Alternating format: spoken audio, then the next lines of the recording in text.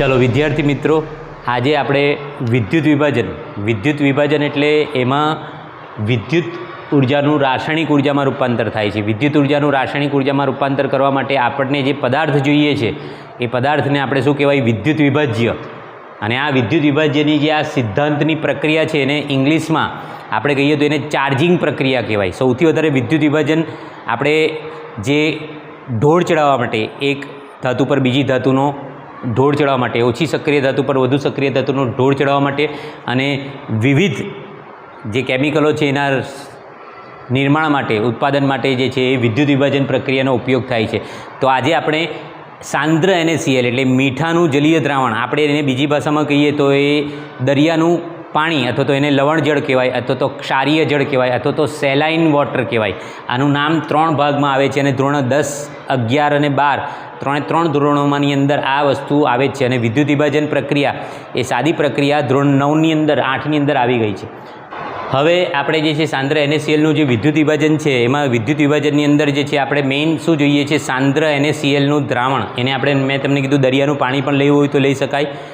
અને તમારે શું છે, ઘરે જે છે તમારી ઘરે જે આખું મીઠું હોય, સબરસ આપણે કહીએ છીએ, એને પાણીમાં ઓગાળીને આપણે આ કરી શકીએ છીએ। એમાં જે આ જે મેં જે ડુબાડ્યા છે એને શું કહેવાય, વિદ્યુત ધ્રુવ કહેવાય છે। વિદ્યુત ધ્રુવ શાના લીધે, આપણે કાર્બનના, અને કાર્બન એટલે ગ્રેફાઇટ, એટલે આપણે પેન્સિલ આવે ને, પેન્સિલ એની નીબ એના વિદ્યુત ધ્રુવ તરીકે લીધા છે અને એને બેટરી સાથે જોડ્યું છે।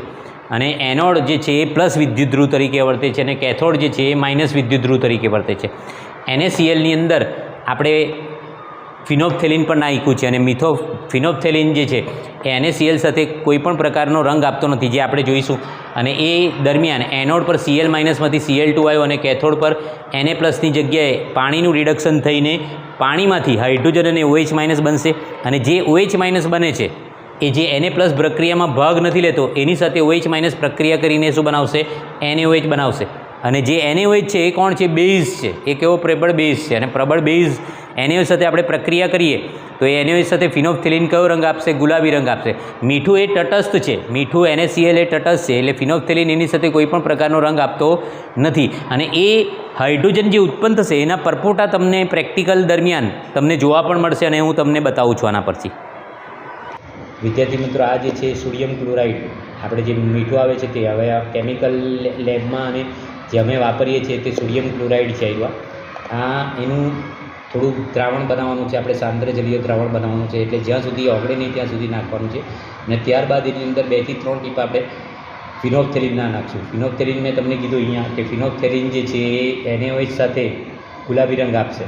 અને આ જે છે એ ગ્રેફાઇટનું પેન્સિલની નીબ આવે, પેલી જાડી 0.8 mmની જે નીબ આવે તે નીબ સીધી તમને મળી જાય છે માર્કેટમાંથી।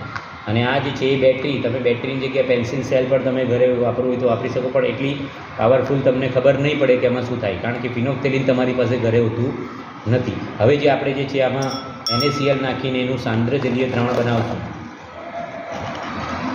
આ મીઠું છે અને ઓગળવાનું, જ્યાં સુધી એમાં ઓગળે નહીં કમ્પ્લીટલી ત્યાં સુધી એને ઓગાળતા રહેવાનું છે, મીઠાનું સાંદ્ર જલીય દ્રાવણ બનાવતા રહેવાનું છે।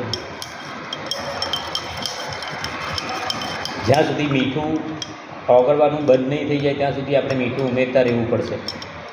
એની અંદર જે છે એ મીઠાનું કેવું દ્રાવણ બનાવવાનું છે, સાંદ્ર જલીય છે। દરિયાના પાણીની અંદર જે ખારાશ આવે એટલી ખારાશ તમને લાગવી છે, પણ ચાખવાનું નથી ભાઈ, એમ જ કરવાનું છે, ચાખતા નહીં કોઈ, બરાબર, ક્લિયર?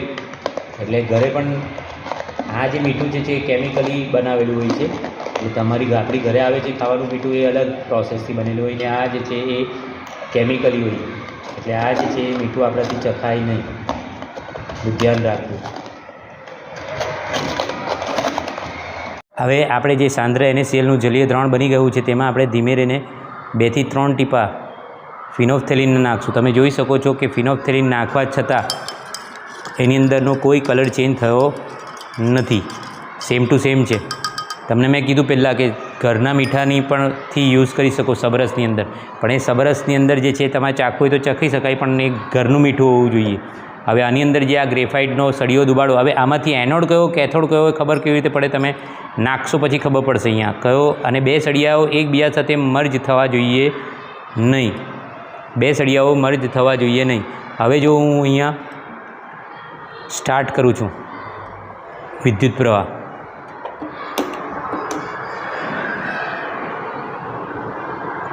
વોલ્ટેજ હમણાં જરાક 2 વોલ્ટ 4 વોલ્ટ છે, જરાક વધારે વોલ્ટેજ પાસ કરીશ ત્યારે ઉપરથી તમે જોશો તો એ તમને વધારે ક્લિયર ખબર પડશે. તો ઉપરથી જોશો તો જે કેથોડ જે છે, કેથોડ મેં તમને કીધું કે હાઇડ્રોજન વાયુ દેખાશે તો એના પરપોટા સૌથી વધારે દેખાય છે.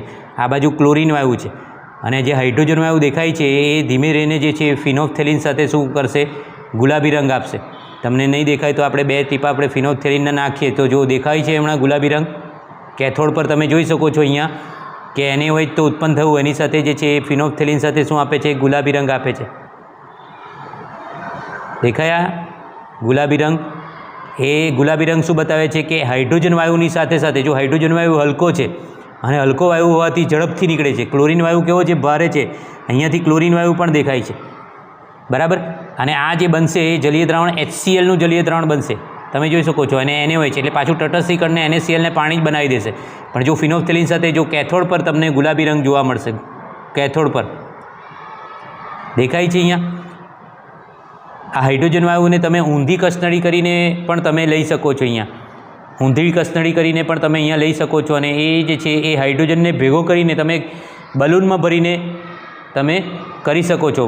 હાઇડ્રોજનનો બલૂન આપણે કેવા ગેસના બલૂન નહીં આવે હલકા, જે આપણે ઉપર જાય છે તે. અને ક્લોરિન વાયુ જે છે એ વિરંજક ચૂર્ણ બનાવવા, એટલે આપણે શું કહીએ, બ્લીચિંગ પાવડર, વિરંજક ચૂર્ણ. પાવડરને ગુજરાતીમાં ચૂર્ણ કહેવાય છે, યાદ રાખજો ભાઈઓ અને બહેનો. ચૂર્ણ કહેવાય, ચૂર્ણ. ચૂર્ણ એટલે પાવડર. અને શામાંથી બને છે, Cl2 અને CaOમાંથી. એ Cl2 એમાંથી બનાવવામાં આવે. અને જે આપણે સ્વિમિંગ પુલની અંદર જે આપણે જંતુનાશક તરીકે જે વાપરવાનો છે તેમાં પણ Cl2 વાયુ વપરાય. અને હવે જે છે ગવર્મેન્ટ હાઇડ્રોજનથી ચાલતી કારો અને હાઇડ્રોજનથી ચાલતી જે ગાડીઓ બનાવવા માટેનું પ્રોસેસ ચાલુ કરી છે. બહારના દેશોમાં તો ચાલુ થઈ ગયું છે, પણ એનું સ્ટોરેજ થોડું મુશ્કેલ છે. એટલા માટે પાણીના વિદ્યુત વિભાજન દ્વારા એ લોકો શું કરશે, હાઇડ્રોજન વાયુ જનરેટ કરશે. અને જે પેટ્રોલ અને ડીઝલ જે છે જેનાથી પ્રદૂષણ થાય છે એની માત્રા આપણે ઘટાડી શકીએ છીએ. આમ આ જે વિદ્યુત વિભાજનનો પ્રયોગ તમે જોયો હોય તો એકદમ જ ઇમ્પોર્ટન્ટ છે. અને આ જ વસ્તુ હવે તમારી ગાડીઓમાં પણ તમને જોવા મળશે. Thank you.